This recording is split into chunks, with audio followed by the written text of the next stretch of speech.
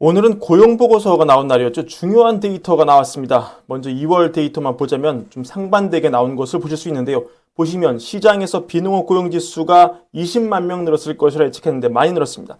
27만 5천 명이 늘었습니다. 근데 실업률은 3.7에서 3.9로 올랐습니다. 그러니까 상반된 데이터가 나온 거죠. 고용이 예상보다 늘어난 건 고용시장이 여전히 탄탄하다는 그런 의미, 그러니까 시장에 계속 애원하던 금리 인하가 멀어지고 있다는 그런 소식이고, 실업률이 올라갔다.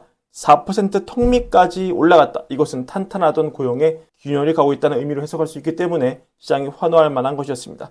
일단 채권 시장은 후자에 좀 더 반응을 한 듯합니다. 2년물 채권금리 보시면은 고용보고서 나온 직후 금리가 곧바로 급락한 것을 볼 수 있는데요. 효과가 오래 가지는 못했습니다. 곧바로 낙폭을 되돌리면서 경계감을 이어가는 모습이었고, 이런 모습은 장기 금리에서도 비슷하게 나오는 것을 보실 수가 있겠습니다. 사실은 저는 이날 고용서 보고서 발표의 핵심은 시장 참가자들이 점점 고용 통계를 불신하게 되었다라는 점이라고 생각을 합니다. 사실 이날 발표 주인공은 이달 2월 통계가 아닙니다. 1월 통계입니다. 1월 통계. 그때 논팜 페이롤 몇 개 늘었는지 기억나시죠? 35만 3천 개 늘었습니다. 그때 충격 다 기억하실 거예요. 고용이 사그라들지 않은 모습이 역력해졌다. 금리 인하 시기 한참 더 멀어졌다. 미국 고용 쇠퇴의 기미가 전혀 보이지 않는다. 많은 전문가들을 정말 꿀먹은 벙어리로 만들었던 엄청난 숫자였거든요. 근데 오늘 수정치가 나왔는데 너무나 허무하게도 22만 9천 개로 나왔습니다. 근데 이건 좀 너무하지 않습니까? 아니 무슨 근본 없는 민간업체 통계도 아니고 가장 공신력이 높다는 미국 노동부 통계인데, 아무리 1월이라서 통계에 어떤 오류가 날 가능성이 높은 시기라고 해도 너무하잖아요. 이거는 어떻게 통계가 12만 4천 개가 과대 계상됩니까? 이 얘기는 사실 2월 통계도 믿을 수가 없다는 얘기죠. 지금은 27만 5천 개 찍혔지만 또 다음 달 되면 알고 보니 20만 개였다. 그래서 시장 예측치에 부합한 거였다. 이렇게 나올 줄 누가 압니까? 그럼 도대체 왜 12만 4천 개가 과대 계상되어 찍힌 것이냐? 한꺼풀 벗겨보기 위해서 통계를 좀 가져와 봤습니다. 여기서 미스가 많이 났습니다. 보시면은 이 왼쪽에 보시는 게 노란색이 지난달 나왔던 1월 데이터고, 이 중간에 나온 게 이번에 나온 수정된 1월 데이터입니다. 둘 다 1월 데이터입니다. 재밌는 게 정부 부문은 원래 발표 때는 3만 6천 개였는데 오히려 늘었어요. 5만 2천 개로 늘었습니다. 그러니까 나머지 민간 섹터에서 다 갈려 나간 거죠. 민간 부문 고용이 원래 31만 7천 개 늘었다고 했는데 까보니까 17만 7천 개밖에 안 늘어난 겁니다. 그럼 민간 부문은 어디서 많이 차이가 나느냐? 보시면 가장 극명하게 드러나는 게 이 운송 및 창고업입니다. 원래 통계에서는 15,500명이 늘어났다고 했는데 까보니까 늘기는 그냥 줄었습니다. 28,900명이 줄었어요. 여기서 차이만 44,000명이 납니다. 여러분, 운송 및 창고업이 어떤 일자리죠? 구체적인 직업으로는 이런 거죠. 트럭 운전, 버스 운전, 창고 관리, 물류 창고 관리 이런 겁니다. 전반적으로 제조업이 활성화될 때 활발하게 일자리가 나올 수 있는 그런 분야입니다. 그래서 사실 이게 좀 의심이 됩니다. 왜냐? 이 분야 일자리가 이번 달에 또 19,700이 늘었거든요. 근데 시기열을 보면은 지난해 12월에 18,300 마이너스였다가 1월에 당초 발표가 15,500개 증가했는데 28,900개 감소로 정정이 됐고, 갑자기 이번 달에 또 2만 개 정도 순중으로 바뀌었단 말이에요. 근데 지금 미국 제조업 경기가 그다지 좋지 않은 점을 여러분 다 아시기 때문에 모르긴 몰라도 이것도 다음 달에 정정치 나올 때 깎일 확률이 높다, 이렇게 전망해 볼 수 있을 것 같고요. 나머지 오차 어디서 났느냐? 리테일 트레이드. 여기서 당초 발표 때는 45,200개 증가라고 했는데 까보니까 15,200개 증가에 그쳤어요. 이 분야 일자리는 소매 판매원, 매장 관리자 뭐 이런 일자리죠. 여기서도 데이터가 3만 개가 오류가 났습니다. 그러니까 이것도 미국의 소매 경기가 그렇게 좋진 않다. 월거울부에서 댓글 다시는 분도 뭐 이런 얘기 하시잖아요. 내 매장을 하는데 너무 사람이 안 온다, 너무 힘들다, 이런 얘기 하시잖아요. 전반적으로 그런 분위기가 일자리에서 나온다. 그리고 이 분야 Professional and Business Services, 전문직이죠. 연봉 높은 분들입니다. 이것도 당초 발표치에는 7만 4천 개 늘었다고 했는데 수정치에는 4만 개 그쳤습니다. 그리고 2월 발표치는 이게 9천 개 순중으로 확 줄어듭니다. 이런 일자리 순중의 감소가 연봉을 많이 받는 전문직 레벨에서도 조금씩 나타나고 있는 것이다. 이런 트렌드 우리가 한번 살펴봐야 될 것 같습니다. 그래서 이 오류나 요 세 개 분야만 합쳐도 이게 10만 8,400개예요. 거의 민간 부문 일자리가 왜 이렇게 오류가 많은지 이 세 개만 봐도 알 수가 있죠. 그리고 또 주의 있게 봐야 되는 게 역시 실업률의 증가입니다.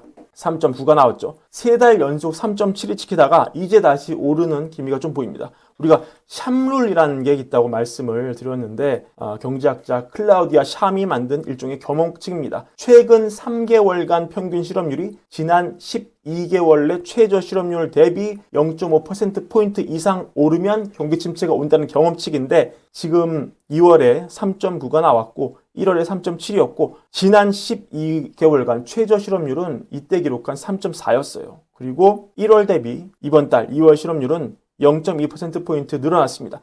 만약에 다음 달에 3월에 실업률이 또 0.2%포인트 늘어나서 만약에 4.1이 찍힌다. 그러면 이게 3개월 평균 실업률이 딱 3.9가 나오고 이거는 지난 12개월 최저치 3.4와 비교했을 때 0.5%포인트 높아진 숫자가 됩니다.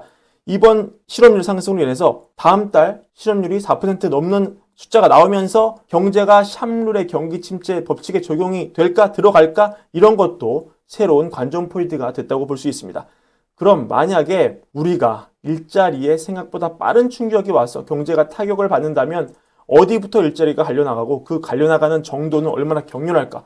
이거 관련해서 연준이 보고서를 하나 내놨습니다. 한번 살펴보면 같은 날 나온 따끈따끈한 보고서인데 제목이 실업 위협 측정이에요. 굉장히 간결하죠?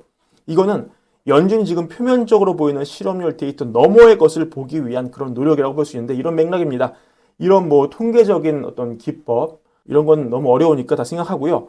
그러니까 통계 분석을 통해서 아직 실업 상태는 아니지만 경제에 타격이 왔을 때 급속히 실업 상태에 놓일 가능성이 있는 그런 사람 위험을 추정해서 우리가 관측해 보자는 것이죠. 그래서 모델을 돌려보니까 어떻게 나왔느냐. 실업 위험의 분포가 굉장히 불평등하더라. 많이 노출된 노동자는 덜 노출된 노동자보다 미래 실업 가능성이 10배나 높더라. 그리고 침체가 오면 이 전반적인 위험이 높아지는 게 특히 위험이 높은 사람들, 이쪽 하위 분들이죠. 잘 잘리는 사람들 위험이 급격하게 높아지더라.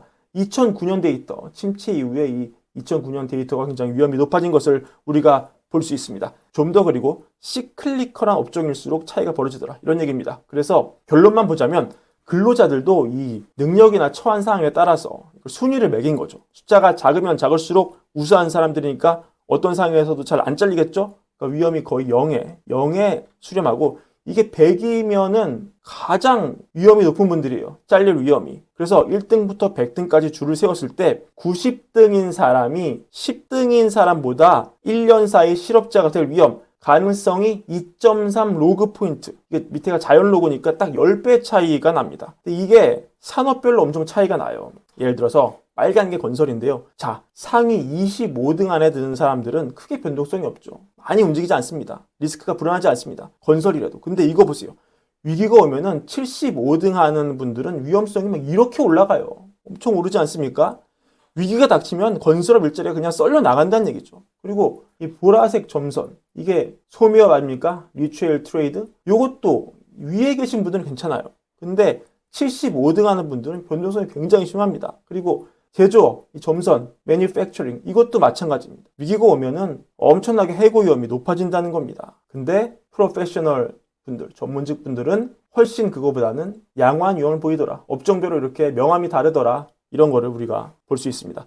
위기가 오면은 이런 업종부터 우리 생각보다 일자리가 빠르게 썰려 나갈 수 있다. 위험이 급격하게 치솟는다. 그래서 연준이 그렇게 정말 위기를 어떻게든 안 오게 하려고 이 물가가 끈적끈적한 상황에서도 금리 인하 카드를 올해 꼭 쓰려는 이유입니다. 물가 안정도 중요하지만 고용의 확보도 연준의 이중 책무 중 하나이기 때문이죠. 관련해서 오늘 한때 매파의 대명사였던 블라드 전 세인트루이스 총재가 이번 고용보고서가 연준이 조만간 금리 인하를 단행할 가능성을 높였다. 실업률이 3.9%로 오른 것은 사람들의 관심을 끌 것이다. 이렇게 말을 했습니다. 참고하시기를 바랍니다.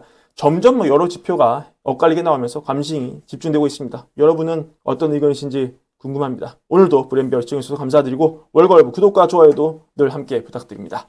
감사합니다.